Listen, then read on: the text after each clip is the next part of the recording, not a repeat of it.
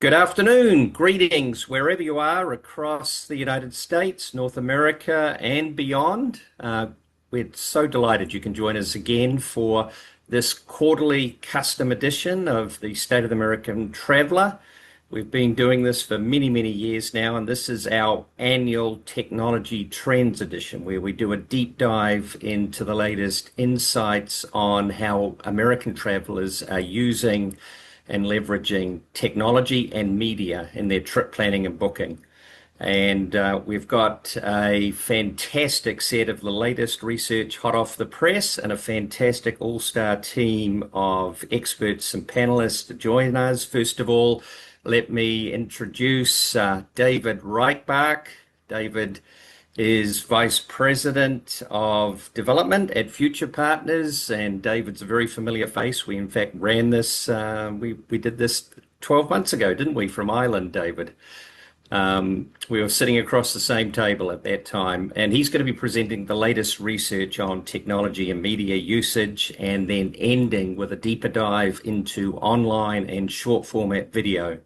And that's going to set up a wonderful spotlight session where we'll take a much closer look at the latest trends and how to respond to those opportunities in short format video. And Dylan Thuris, very familiar face, as co-founder of Atlas Obscura. He's now one of our critical people, head of storytelling and creative at Odyssey Studios, our storytelling studios.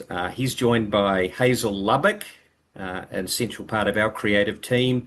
And then we're so delighted that Michael Sullivan can join us from TikTok, been in the news, has got some really powerful insights and updates to share as part of a panel discussion. So I'll be introducing and passing over to Dylan after we run through the research. You can see there the technology trends research. We'll then pass over and dive into the spotlight on short format video. Hopefully there'll be opportunity for Q&A at the end. We've got a lot of wonderful content, but we want to try and make time for your questions. So please add them into the chat. If you've got comments, examples, experiences to share, put those into the chat. And all of the slides from today, and there's a lot of great content here, both research and short format examples, will be shared out after. Everybody's going to get an email who registered for the webinar today. So without further ado, I'm going to pass over to you, David, for the latest research and insights. Thank you. Awesome. Thank you, Chris. Let's jump right in. And thank you all who are online today with us for joining us for the State of the American Traveler Technology Edition. It is an absolute honor to be asked back to do this presentation again. Last year we had so much fun, Chris. So let's make this one even better. For those of you who have not met me personally, my name is David Reichbach. I'm the Vice President of Development for Future Partners. Future Partners is a full-service creative insights firm shaping strategies that capture hearts, minds, and market share, bringing the future of travel within reach. All of the data I'm sharing with you today comes from the State of the American Traveler. The State of the American Traveler is the longest running tracking study of American traveler perceptions, motivations, and behaviors. We've been fielding this study since 2006. It is officially 20 years old this year, which makes me feel ancient. But we field this study every month. We collect monthly insights. Every month we talk to over 4,000 American travelers across the country about all the different ways they plan travel and actually behave on travel, what their preferences are. Each month we have a monthly webinar series where we put the latest top-line findings public, freely available for the industry, because we at Future Partners believe that getting out the most information as timely as possible is what makes us all better, smarter, and more collaborative. So hope you can join us on our monthly webinars as well. I wanted to do a quick look back. 10 years ago in 2016, we were asking in our State of the American Traveler survey about, at the time, the latest groundbreaking technology, Google curated content, and whether American travelers trusted or didn't trust this technology and how they were using it. I think that's really funny looking back 10 years later. Because as of, a week and a half ago at Google I/O, Google announced the new search that was coming this summer, an AI-based search that will completely redefine what search is in the agentic world and redefine that experience. So the questions that we're going to be asking American travelers about how they use search in terms of travel planning will evolve with the technology. And I think there's already a lot of both positive and mixed reviews on what they're expecting the future of search to look like. But let's dive in for our agenda for the State of the American Traveler. We're going to start with our current travel sentiment, just top-line findings to help contextualize our tech trends. We're then going to be diving into the changing landscape of tech trends in this AI-first world. And then we'll end on the evolution of short-form video that will really jumpstart the rest of the panel's discussion. So, for our update on traveler sentiment, we ask American travelers how they're feeling both optimistically and financially about travel in the future.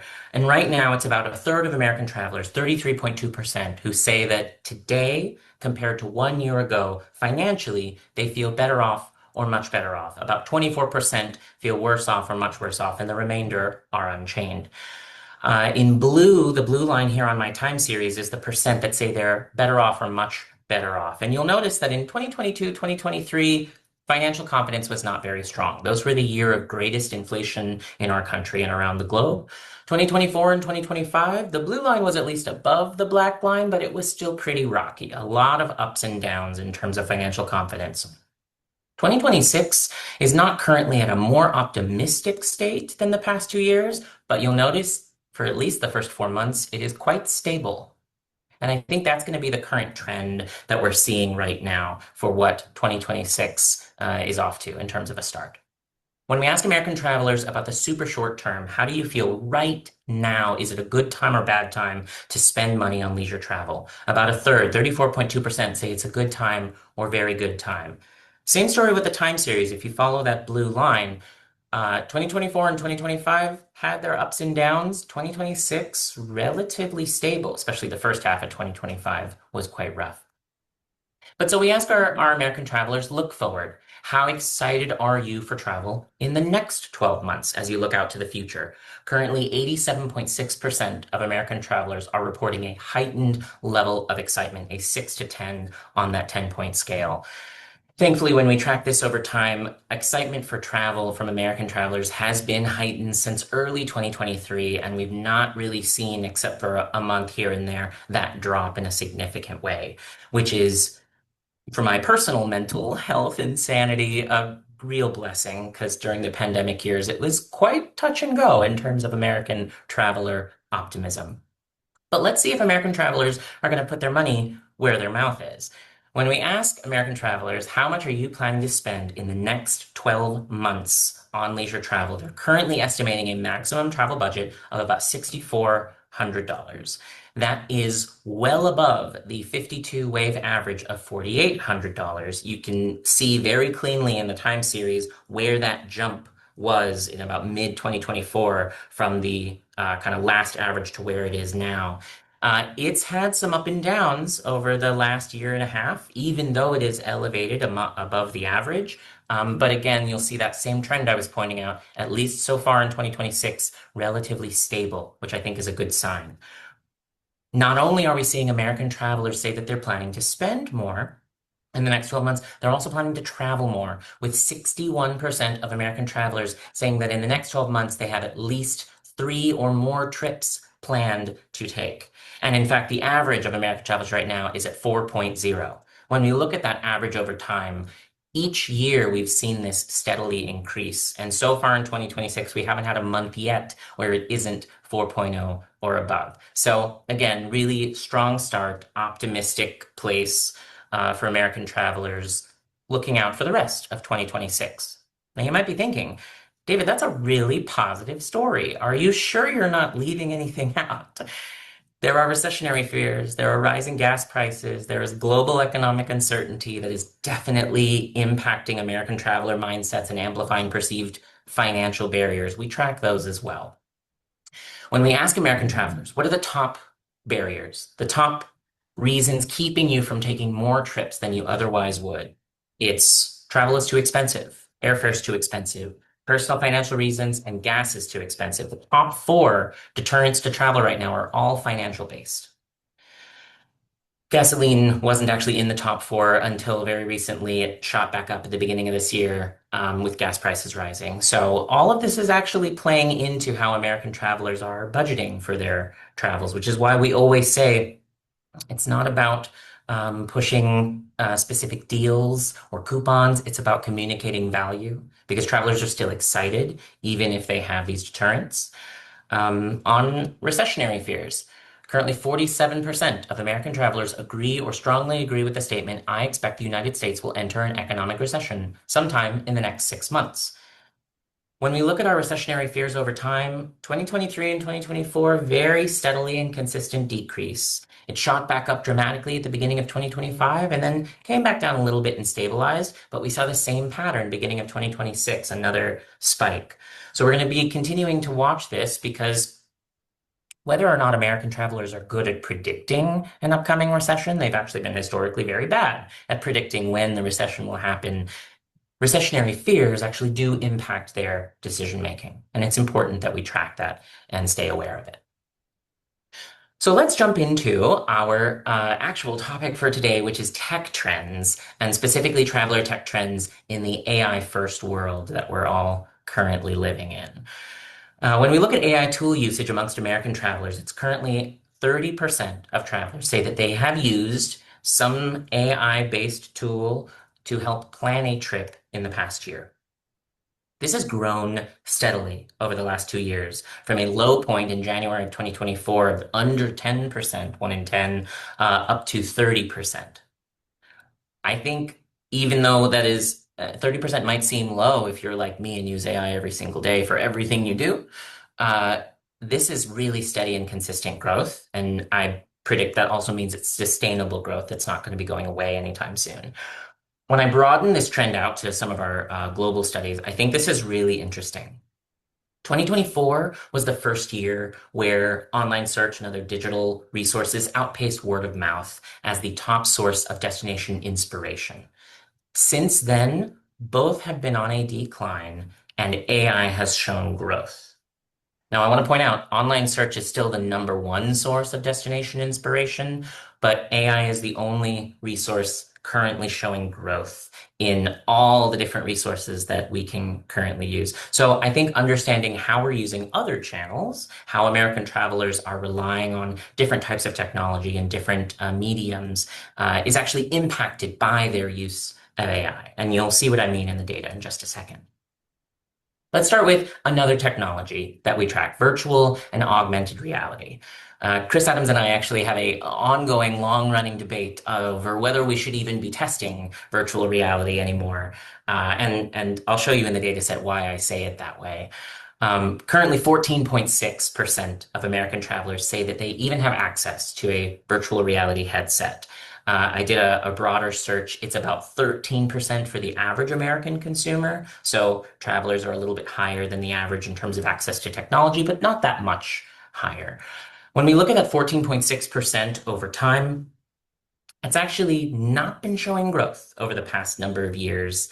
So in terms of penetration into the market of American travelers, VR sets, Apple Vision Pro, not really showing a huge takeoff. We always ask a follow-up question, though, for American travelers. Even if you don't have a VR set, would you be interested in getting one if there was really good travel content?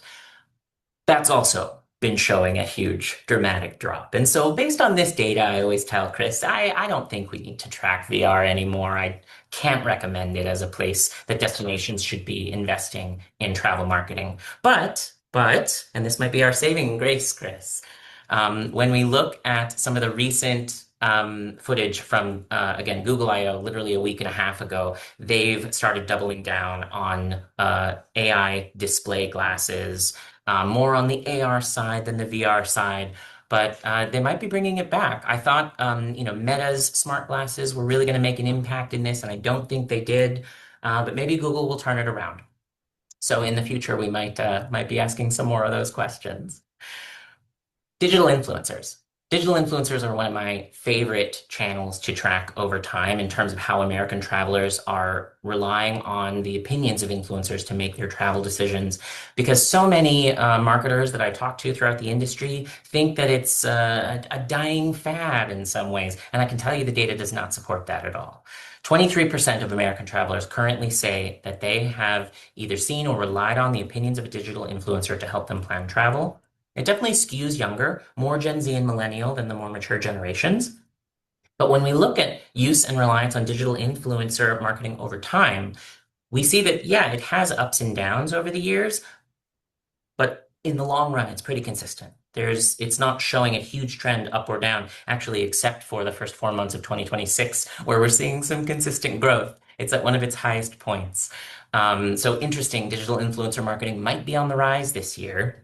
Let's wait a couple more months into 2026 before we make that assessment. The one really interesting thing that I wanted to point out about influencer marketing, at least for American travelers, is that there is strong overlap with AI use.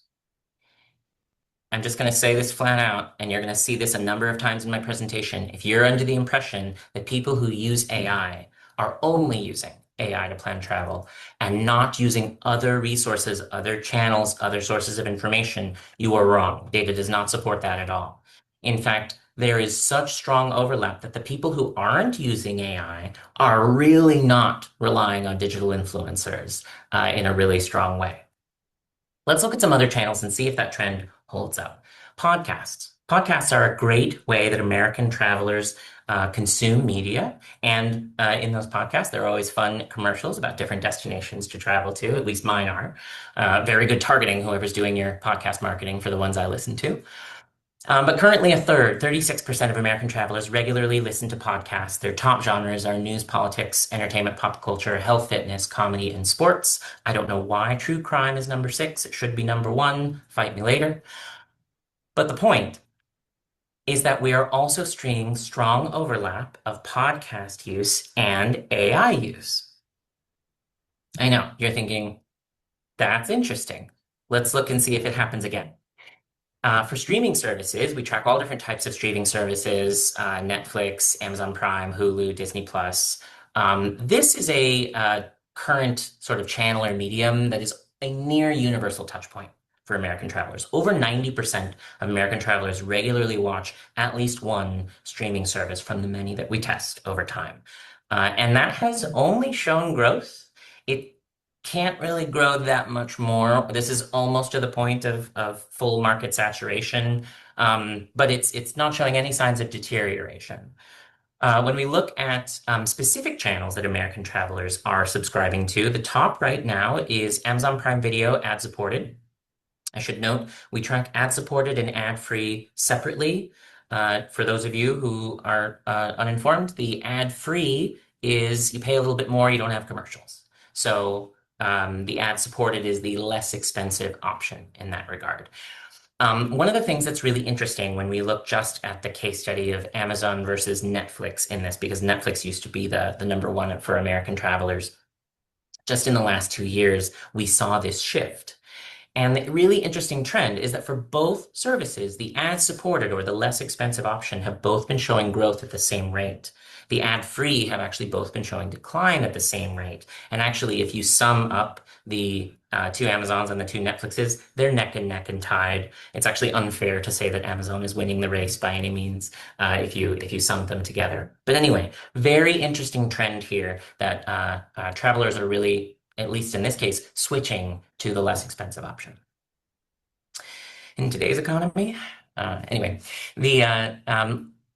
when we talk about tech trends, we can't not also talk about print. I know print is not a technology in the most traditional sense, but it's one that we absolutely have to remember is not dead and not going away, especially with our youngest travelers actually showing a real new refound love for print media. Oops. Currently, 4 in 10 travelers, 39.4%, say that they use some print or offline, less digital resource for travel planning, more traditional travel planning resource. This can include traveler lifestyle magazines, free printed destination guidebooks, in-person travel agents, if you remember how to talk to real people anymore instead of just AI. Even newspaper travel sections are all included in this. And let's not forget official DMO content, actually really important. 1 in 5 American travelers rely on official destination websites. That has been consistent for years. There has never seen a drop in terms of the proportion of American travelers that say that they rely on official DMO resources to plan their trip. I know that those of you who track your website's analytics might fight with me on that you're seeing drops in audience. From the traveler's perspective, they don't see you as any less important or less relevant. At the end of my presentation, I actually have some information to share on DMO website relevancy as well. But let's jump into our last topic before I get into that, which is the setup for today's panel, the evolution of short form video. There are so many studies that have shown and proven the inspirational impact of video, of any kind of image, of any kind of text. Video is the thing that makes travelers feel like they know what it is to be in a place and transport themselves there. And I think that's a really, really cool thing to be a part of because it's absolutely top tier inspirational. Currently, about 41% of American travelers say that they have used online video to plan their travels in the last 12 months. When we look at this over time, similar trend line actually to those who subscribe to streaming services. It's shown consistent but not too dramatic growth over the years. I will say, though, very different from our streaming platforms, 41% still has a wide margin of growth above that. There is ample opportunity to grow the online video and short form video usage in terms of travel planning. And the specific question that we're asking American travelers about their use of online video in travel planning mentions by name YouTube, Instagram Reels, and TikTok as just examples of where they might consume online video for travel planning. Those travelers who use online video for travel planning, about 24% of them say that they always or usually use video and rely on video as part of their travel planning process. The largest proportion of travelers say that they don't have a strong preference between vertical and standard or widescreen format video. It's only about 13% who say that they currently strongly prefer a vertical format video, but it's not the majority that prefer standard widescreen either. Again, the largest proportion don't have a strong preference and are happy to use both. Now, when we look at social channels from the other perspective, it's more than half, 53% of American travelers that say they've used at least one social platform to help them plan travels. Top of the list is YouTube, Instagram, and Facebook, but TikTok is sitting there really strongly at 16.5%. I decided I wanted to look at a time series of how TikTok is trending amongst American travelers. The dark blue line represents the percent of travelers in each month that have used TikTok to plan travel specifically, and the lighter blue line is the percent of American travelers that they say they are receptive to travel content or travel marketing on TikTok specifically. You'll notice that in 2022 and 2023, coming out of the pandemic recovery years, there was strong growth. You'll notice that it's been consistently strong at that stronger level in 2024 and 2025, although there's been some up and downs over the months. 2025 on the whole, a stronger year than 2024. And of course, we're optimistic about what the rest of this year will look like. But the interesting takeaway here, and this actually came from a question from Chris Adams, is these two lines that they've used TikTok and are receptive to content on TikTok track really, really well together. I'm sure you in the audience can imagine a resource that you currently use to plan travel that you don't want to be marketed to while you're planning. You're there to accomplish a specific task. And so for a lot of the resources we track, these two lines are not tied together. I think TikTok is actually a really cool and unique place where the usefulness and the receptiveness to consuming content track really, really well together. And I think there's really strong ways to take advantage of that. Okay, so when we look at online video users, I want to tell you a little bit about them. This shouldn't surprise anybody. Strong overlap with AI. It's 47% of AI users that say they rely on online video. Also shouldn't surprise you that users of video for travel planning skew younger, a little bit more Gen Z and millennial than our Gen X and Boomer travelers.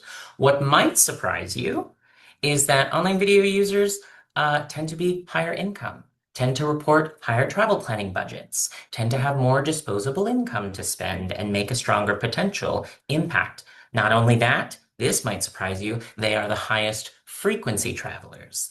It definitely skews the high frequency 10 plus trips in a year group, but also really strong performance in the 5 to 9 trips. So, online video users, even if they do skew a little younger, don't let that sway you. They are a substantial opportunity for economic impact and absolutely a valuable audience to market to. So to wrap up, I just want to share a couple of important opportunities with the audience today, and then I'll turn it back over to our panel. Future Partners is offering a new co-op research study, the DMO Website Relevancy Co-op. It's designed to answer critical questions in uncertain times, as we are in, such as how are travelers actually using DMO websites when AI tools are in the mix? What's working on DMO websites and what's becoming obsolete? And what does the future-proof DMO website actually look like? Because this is a co-op research opportunity, it is actually really affordable. It's only $5,000 to participate in the program. I'm going to be putting this information in the chat and a link for you to get more information on it if you're interested.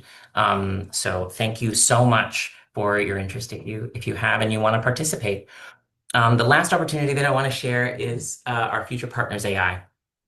Back in February, at Travel and Tourism Research Association's Marketing Outlook Forum, we announced our Future Partners AI, which is our AI-powered research assistant. And I'm very excited to share that we are currently in beta testing and have opened the waitlist. Please scan the QR code on screen to sign up to be one of the first who can get access. If you use other AI tools and you wonder what sets FP AI apart, it's this. A general AI tool can be great, but it knows nothing about travel and tourism or your specific data relevant to you.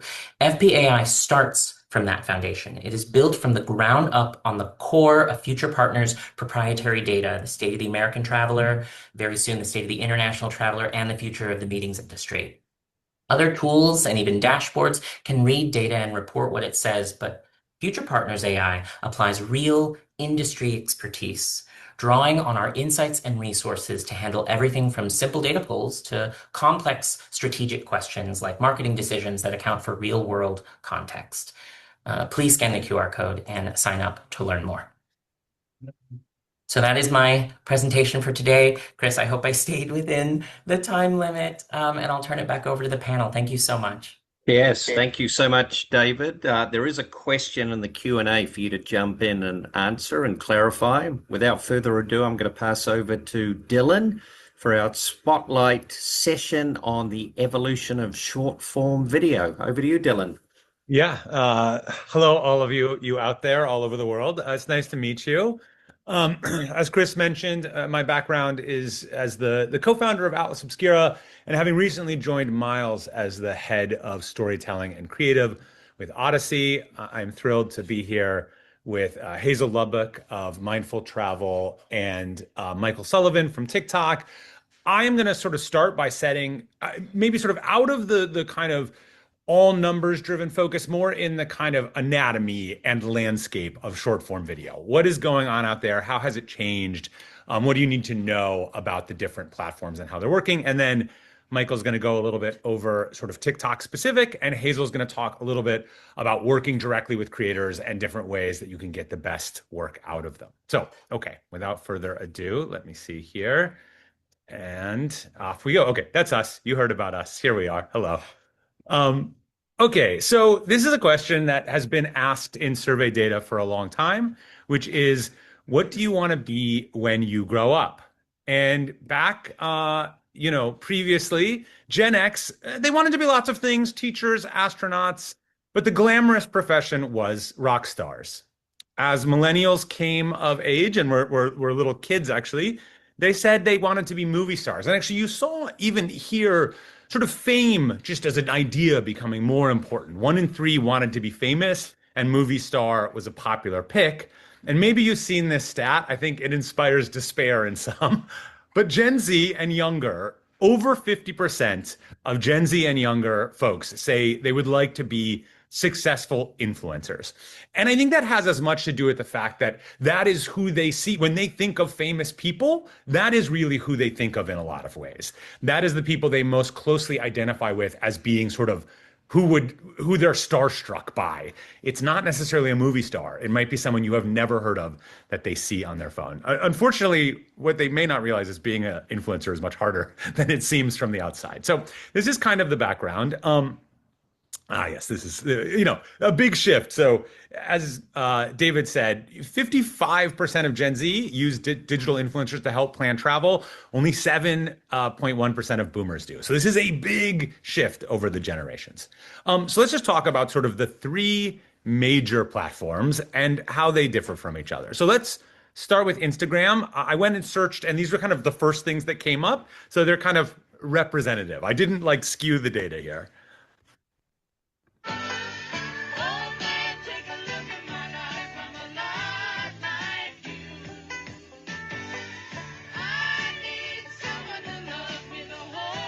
So this is Instagram. It's very millennial. It's a little bit more cinematic. It's kind of romantic.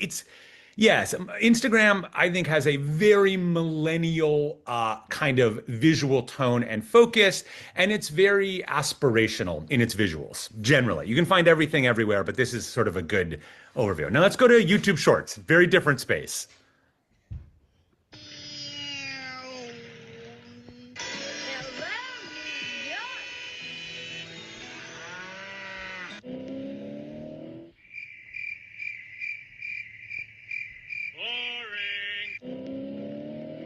I'm sorry if Kentucky's in the audience. I didn't make this video. This is, I guess, to show YouTube has the widest reach. It is enormous. It is the biggest platform, really by far. It reaches onto people's, normal living room televisions. It has the widest age distribution. In the vertical video short space, it's also kind of the most chaotic for these reasons. It is sort of all over the place. You can find lots of different stuff. You can find the aspirational stuff, but you also find sort of much stranger sort of internet aesthetic videos, which I would kind of put this in. And then let's visit TikTok and get just a feel.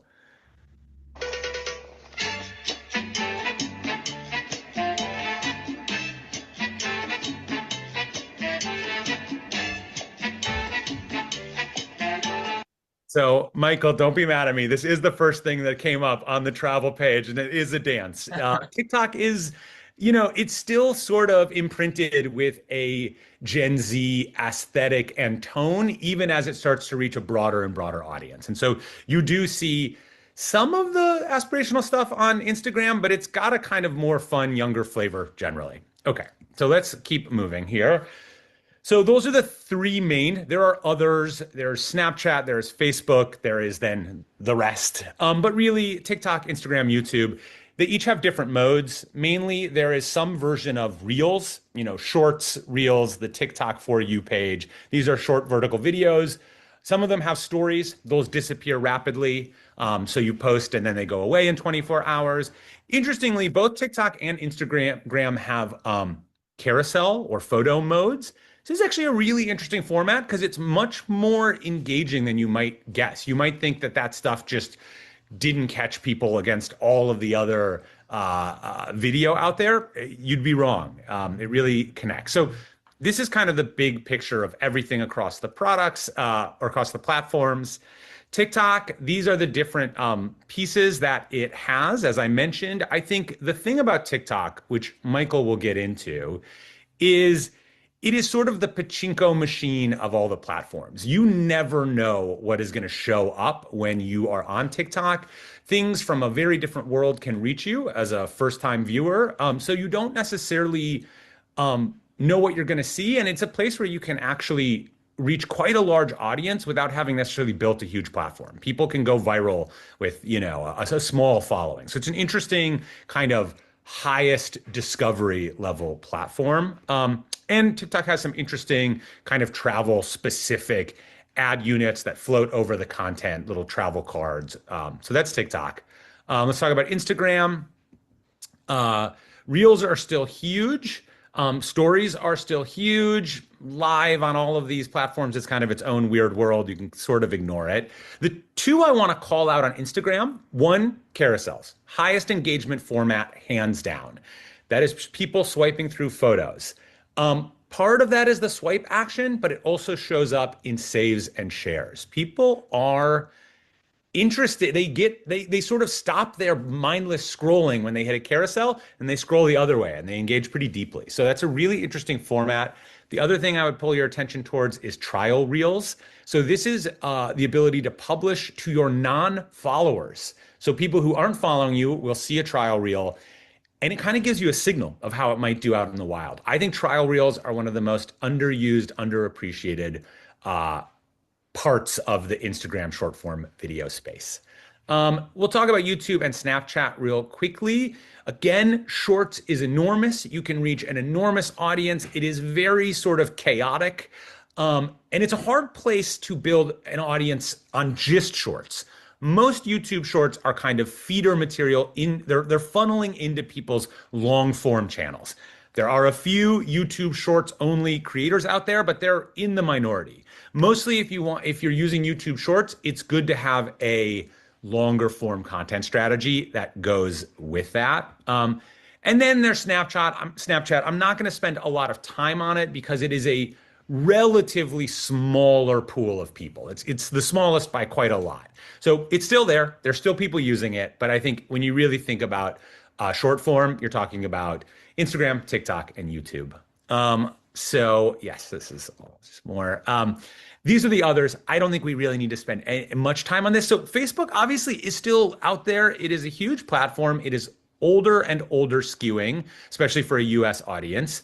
But engagement can be quite weak and community management can be quite difficult. So I think this is a thing that a lot of people find with Facebook. I think Pinterest is actually quite a good platform for travel inspiration and often an underappreciated channel. And then you have kind of LinkedIn and X and Threads, which I think do their own things, but certainly are not important in the short form space. They're there, but like I wouldn't worry about them as far as short form video goes. So those are all the platforms. Now let's talk quickly about the content structures, and I'm going to go fast here. But so it's not just that there's these different formats. There's lots of different not just different platforms. There's lots of different formats. So in travel space, you often think about someone being there, but in fact, you can do many different kinds of travel content. So some of the most popular travel content formats are actually not on the ground at all. One is the green screen format. Just named the #1 solo travel destination in the US. Do you think you can guess where it is? No, it's not New York. It's not LA. It's not even Chicago. So this guy is using kind of a curiosity gap to get you interested and excited about like, what is the #1 solo destination place in the US? He talks for another minute. I'm going to give it away. It's Washington, D.C. It's a good location. Lots of museums to go see. So that's one. I think often destinations in particular don't think about other types of very popular and familiar short form video formats because they just sort of think we have to put someone in market. But I think it's worth thinking about these other types of formats. So here's another popular format. The 5 U.S. states that get the most visitors every year. Don't miss #1. At #5, Nevada, home to Las Vegas, the entertainment capital of the world. Around 56 million visitors come here every year. At So this kind of map zoom format, and sometimes you get a combination of green screen and map zoom. It's a very popular format, sort of an animated format. It starts, often with a globe view and then zooms in. This is an interesting format and can work, I think, for destinations. And again, it has a sort of lingua franca across all the different platforms, have some version of a green screen format and a map format. And then finally, maybe my favorite bizarre format, and there's many, many, many more formats than these, but these are some examples. This is the tiny mic format. So you've probably seen some version of this. This tiny mic format also involves cats, which combines multiple popular things on the internet.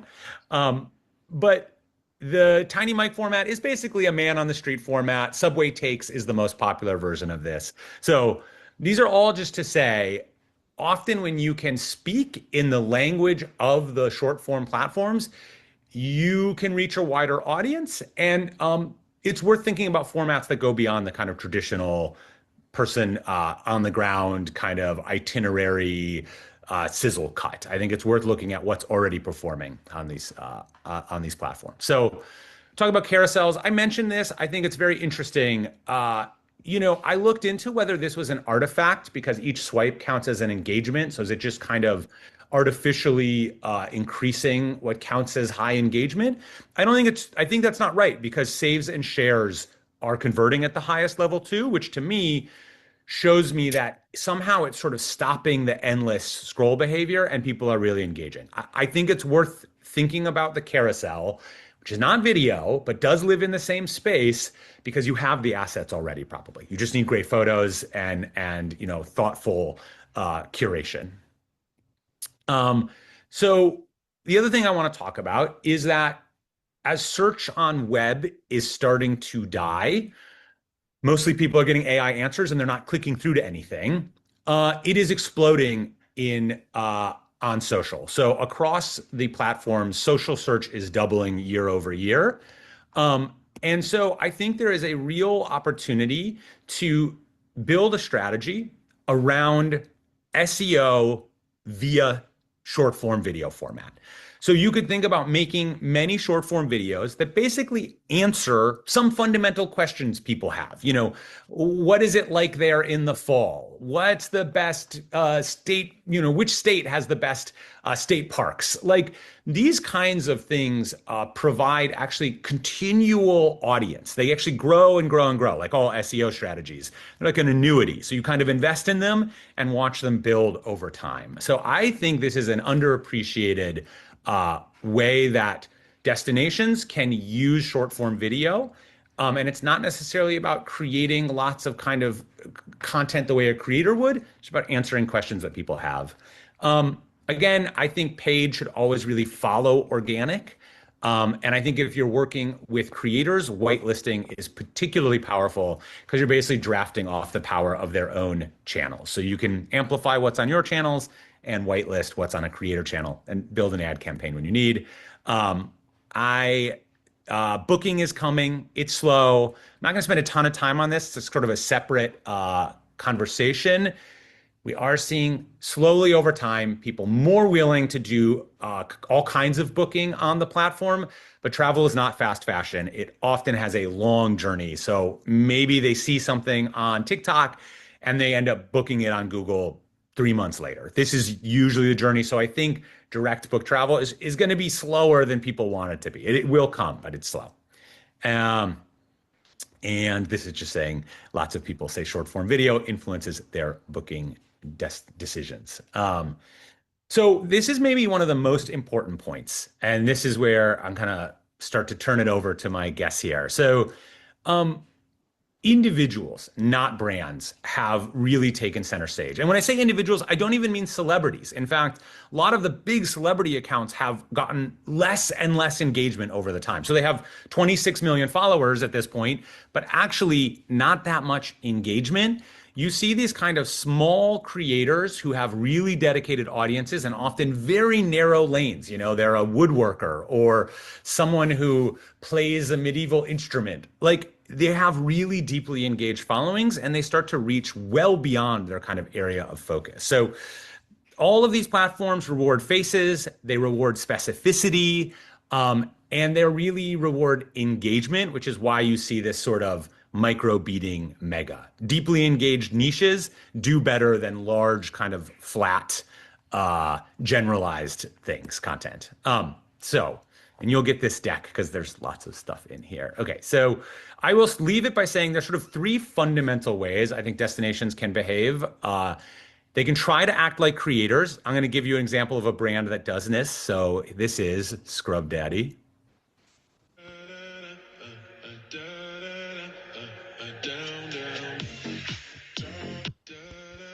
I have to say, this was like nearly the only safe for work video I found on Scrub Daddy's feed. So like Scrub Daddy, Duolingo, Nutter Butter, these are all brands that have decided to act like creators, which in those cases means extremely unhinged.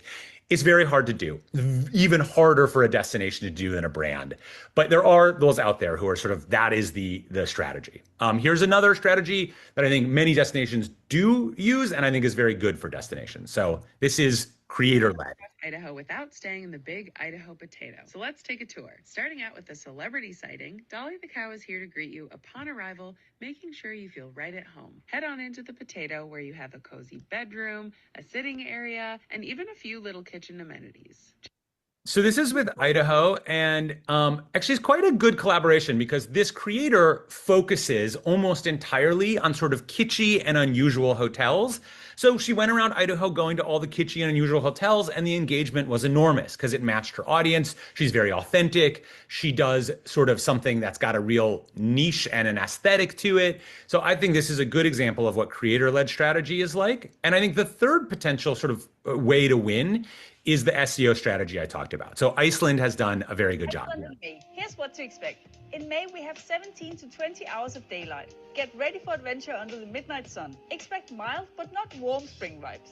The average temperature is 3 to 10 degrees. You should expect a mix. So Iceland has a video like this for basically every month. Here's Iceland in June.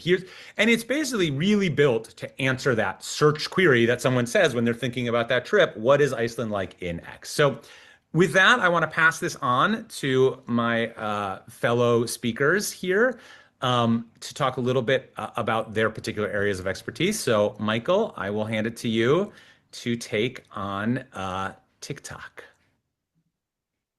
Awesome. So my name is Michael Sullivan. I'm an agency partner manager at TikTok. My job is to help enable our agency partners to better serve their client base, whether those clients are new to the platform or looking to scale on the platform. So I kind of want to talk about how travel is evolving in short form video. So as we can see here, 74% of people say they're inspired by short form video. 67% say it influences their booking decisions.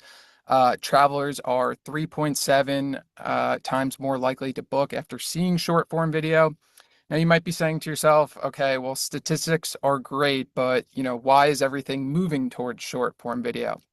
Numbers and statistics don't always tell the full story.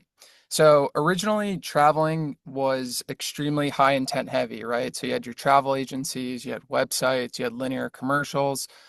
For travel agencies, someone's already in the market if they're going to a specialist and they're saying, hey, I want to take this trip.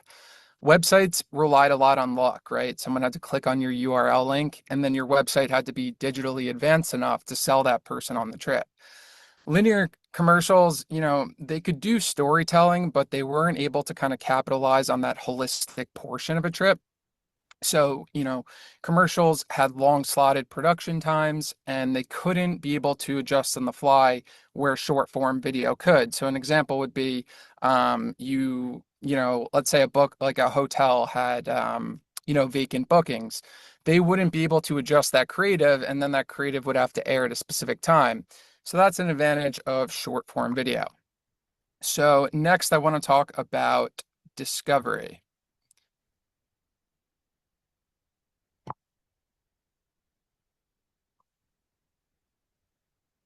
Can we go to the next slide? Awesome. So the vision, right? So the vision, I like to see it as the thesis. So it's kind of the thought in your head of seeing a beautiful sunset or relaxing by the beach or swimming up to the pool bar. It's kind of the euphoric concept of a vacation. Then we have the experience. So, being greeted by the hotel upon arrival, lounging on a pool float, going for a walk by the beach, getting a tiki bar or a drink that's native to that particular destination. Then we have how to get there, flights, travel hacks, sort of esoteric knowledge, best practices for niche locations, how do you save money? And then lastly, things to do. So we have the itinerary. So I'm sure everybody kind of has a relative, whether that's a parent or a friend who always has to have a really, rigid schedule. You're able to show the entire trip, the itinerary, right? Visiting museums, sightseeing, historical sites, ATVing. All of this can be shown in one travel ad.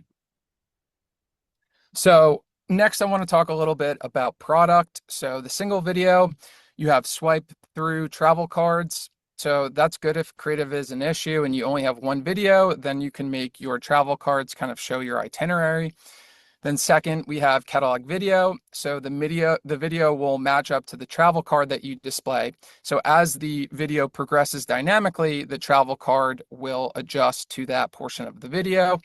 And then lastly, my personal favorite, the catalog carousel. So this is awesome because it can show a whole trip in seconds, right? So you can get the vision, the experience, the itinerary, the how, more importantly, the discovery portion of it. So why I think this is so important is because asking someone to visit an external landing page is a much bigger ask than asking someone to just swipe through, right? It's already native content, so there's a more equivalent trade-off, right? You're entertaining someone, you're showing them museums, you're showing them culture, you're showing them maybe a cool drink. Most ads struggle just to get the person to watch, let alone click. So now you kind of have a low effort barometer to measure interest. And travel catalogs open up to people who aren't necessarily planning or interested in travel. So it's a really low effort thing that can show whether or not someone's considering your ad. So, we're taking a 1 cent impression that could at some point convert into a potential, $5,000 trip. So, I think discovery is really the game changer for the travel vertical, just because, with this catalog, you can show an entire trip, and someone also might not be interested in, taking a trip at that time, but they see your video and they're at least interested enough to swipe through.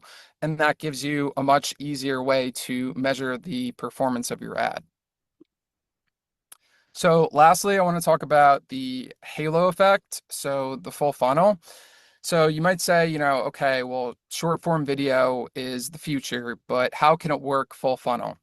So a lot of times TikTok just gets seen as a discovery platform. So TikTok and Instagram do the work and they show you the video and they show you the itinerary. And then later the person converts on Google or they convert on organic search. We are currently launching TikTok Go. So this is going to be a full funnel solution to that problem. So what's going to happen is, like, let's say you're a hotel, you're going to operate similar to like a Yelp page. Within the TikTok app, you're going to have a digital storefront. And then from there, the traveler can book their entire trip inside of the app. This is currently in alpha, so only our exclusive agency partners have access to this. Miles Partnership does have access to this, and we will have more information about that in the future. So, feel free to reach out to me or your point of contact at Miles after this webinar. But that's all I have for today. I'm going to pass it off to Hazel.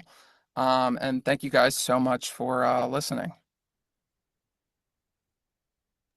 Awesome. Thanks, Michael. I think I have control now. Hi, everyone. It's lovely to meet you and just been listening to everything just now. Actually, it got me thinking. I've been in travel media for 20 years now, almost. First in print, Condé Nast Traveler and web, then digital video, Lonely Planet.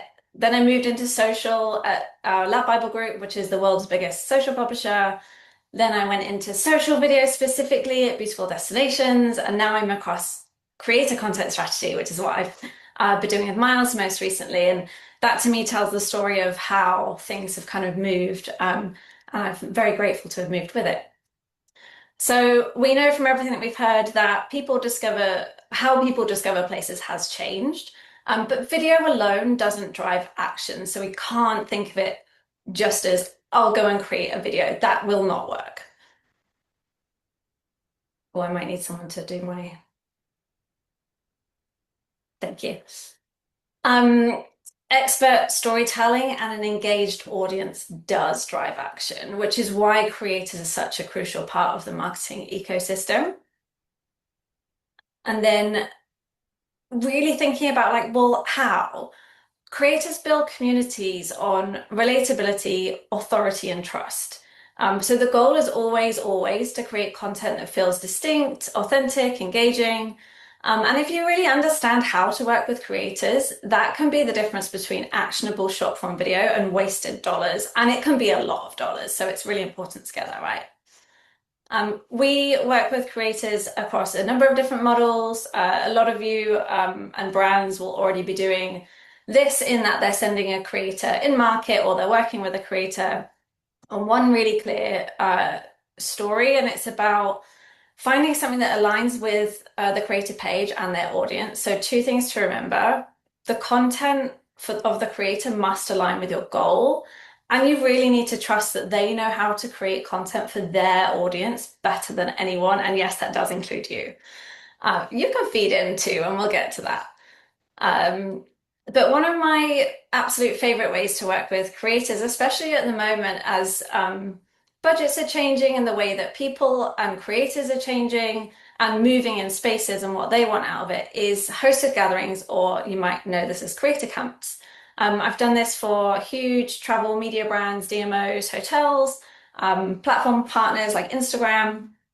And so I've been learning a lot over the last few years about how to really ensure great results. So I'm just going to click on. Thank you. When I say creator camp or creator gathering, it's about bringing multiple creators together in one shared moment and having their shared experience overlap into stories that span different niches, interests, and audiences as well. And knowing that the content that then is produced goes beyond that single reel or video or however you're going to place that video, you're getting multi-surface content. By multi-surface, I mean you're in stories, maybe you're a note in a broadcast channel, maybe you're a reel, maybe then you're using the video for an ad format later down the line. You are doing one thing and getting all of this stuff to use from it. Here are some examples of how gatherings can work. I won't go into them because I know we're running out of time. But I just wanted to touch on the different spaces you can do that. Something really important, probably more so than where the gathering is who you're bringing, the guest list. You want to have people who are from different spaces, whether that's high production, low production, food, science, whatever. Remember that they want to have fun and learn from each other as well. And for you to get content that really spans across those interests, which Dylan spoke to earlier, which is how people are actually traveling themselves. Like, I bet if you took this room of people on the same trip, they'd all look at it from a different lens. So you want to reach that by bringing different people along with you. Some more examples here. And then to touch very quickly on the smartest way to use creators is a strategic plan. Our creator cast model turns creator work into a quarterly planning system. We work to ladder up to wider marketing goals. We're looking at seasonality, we're looking at events. We are combining those different ways of working with creators to have a really holistic approach that can be used across everything that you do, whether that's organic, paid, etc., etc. And I'll finish on this slide very quickly to say some of the top benefits are that ability to cast with intention, so reaching the right creator in the right time, in the right place, to come up with a story, whatever that format is. Building recurring formats, and maybe that's one format with lots of creators, or maybe that's bringing the same creator back several times, because we know that, or you'll know from your friends, if you watch one of your friends go to the same destination over and over again, you think they must really love that place. Like, wow, what am I kind of missing? The same can be said for creators. Coordinating your production means that you can plan one shoot or one activation. That means that you have content for everywhere that you need to place. And then you can set yourself up for success, but also when you fail, learn from it. Work across the year, make tweaks, think about what you could have done better, or maybe how you could have better briefed or picked better. And just, I think my kind of big one always is make sure the content makes it really easy for travelers to say yes. That is really the key. Are you putting people in front and center? Are you removing the friction, answering questions before they're answered? Are you showing what a place feels like and not just what it looks like? We respond to emotions. And are you guiding the next steps really clearly? Or are you just leaving something floating? And on that note, I'll pass back to Dylan. Thanks, Hazel. Thanks, Michael. It's a huge subject. It spans organic, social, and creators, and obviously all the different platforms and their particularities, which are many. With that, I will give it back to Chris. Thank you all for joining us today.